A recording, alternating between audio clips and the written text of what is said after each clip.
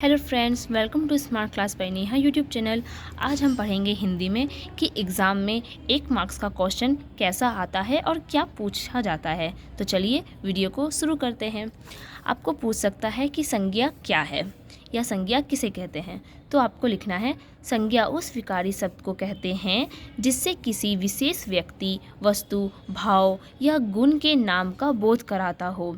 आप दूसरे शब्दों में लिख सकते हैं, संज्ञा वो शब्द है जो किसी व्यक्ति, वस्तु, भाव, स्थान, गुण या समूह का बोध करवाता है, उसे संज्ञा कहते हैं। आपको क्वेश्चन में ये भी पूछा सकता है कि संज्ञा के कितने भेद होते हैं। तो आप लिख सकते हैं कि संज्ञा के 5 भेद होते हैं: व्यक्तिवाचक संज्ञा, जातिवाचक संज्ञा, समूहवाचक संज्ञा या द्रव्यवाचक संज्ञा और भाववाचक संज्ञा। नाउ सेकंड क्वेश्चन पूछा जा सकता है कि समास किसे कहते हैं, इसके कितने भेद होते हैं। तो समास किसे कहते हैं? जब 2 या 2 से अधिक शब्द अपने विभक्ति पदों को छोड़कर एक साथ मिल जाते हैं तो उसके उस मेल होने को समास कहते हैं। क्वेश्चन ये पूछा जा सकता है 1 नंबर वाले में कि समास के कितने भेद होते हैं। तो समास के 6 भेद होते हैं: अव्ययी भाव समास, तत्पुरुष समास, कर्मधारय समास, द्विगु समास, द्वंद्व समास, बहुब्रीहि समास। नाउ थर्ड क्वेश्चन है कि कारक किसे कहते हैं और कारक के कितने भेद होते हैं या कितने कारक होते हैं। तो हिंदी व्याकरण में संज्ञा या सर्वनाम के जिस रूप से उसका वाक्य के दूसरे शब्दों के साथ संबंध पता चले उसे कारक कहते हैं। कारक वाक्य में क्रिया या संज्ञा या सर्वनाम के बीच संबंध बताता है।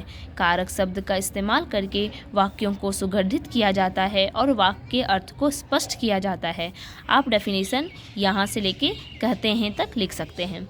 नाउ कारक कितने होते हैं? तो कारक 8 होते हैं। कौन कौन से? तो कर्ता कारक, कर्म कारक, करण कारक, संप्रदान कारक, अपदान कारक, संबंध कारक, अधिकरण कारक और संबोधन कारक। क्वेश्चन में ये भी पूछा सकता है कि इनकी विभक्तियाँ क्या है। जैसे पूछ दिया कि कर्म कारक की विभक्तियाँ क्या है, तो आपको ये याद करना है। तो सबके हम देख लेते हैं एक एक करके। कर्ता ने, कर्म को, करण से, संप्रदान को के लिए, अपदान से, संबंध को के की रारेरी, अधिकरण में पर, संबोधन हे, अजी, अहो, अरे। ये सब है इनकी विभक्तियाँ, आप इसे जरूर याद करें। और चौथा क्वेश्चन है कि वाच्य किसे कहते हैं।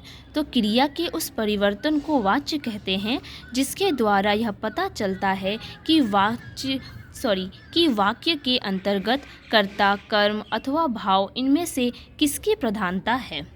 वाच्य कितने भेद के हैं? तो वाच्य के 3 भेद होते हैं: कर्तृवाच्य, कर्मवाच्य और भाववाच्य। नाउ फिफ्थ क्वेश्चन, विशेषण किसे कहते हैं। इसका डेफिनेशन यहाँ से है, जो संज्ञा या सर्वनाम की विशेषता बताता है उसे विशेषण कहते हैं, जिसकी विशेषता बताई जाए उसे विशेष्य कहते हैं।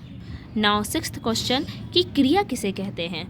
तो जिस शब्द से किसी काम का करना या होना समझा जाए उसे क्रिया कहते हैं, जैसे खाना, पीना, जाना, पढ़ना इत्यादि।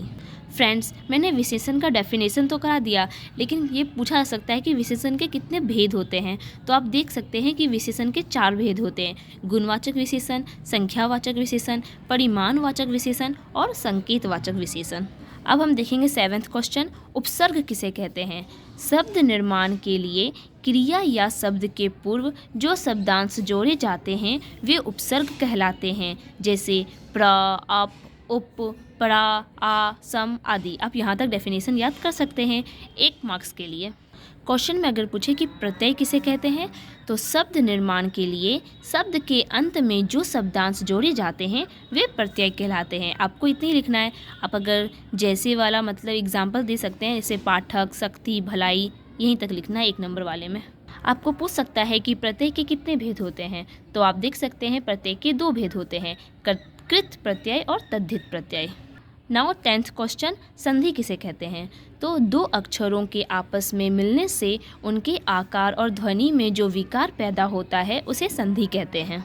अगर पूछा जाए संधि के कितने भेद होते हैं, तो संधि के 3 प्रकार होते हैं: स्वर संधि, व्यंजन संधि और विसर्ग संधि।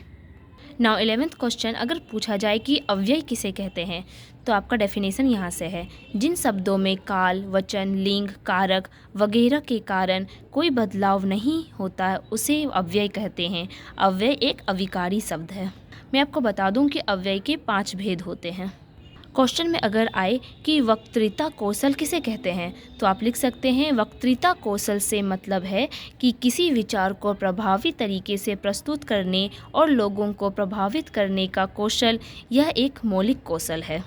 एंड नाउ लास्ट क्वेश्चन कि अनुच्छेद लेखन किसे कहते हैं, तो किसी एक भाव या विचार को व्यक्त करने के लिए लिखे गए संबद्ध और लघु वाक्य समूह को अनुच्छेद लेखन कहते हैं।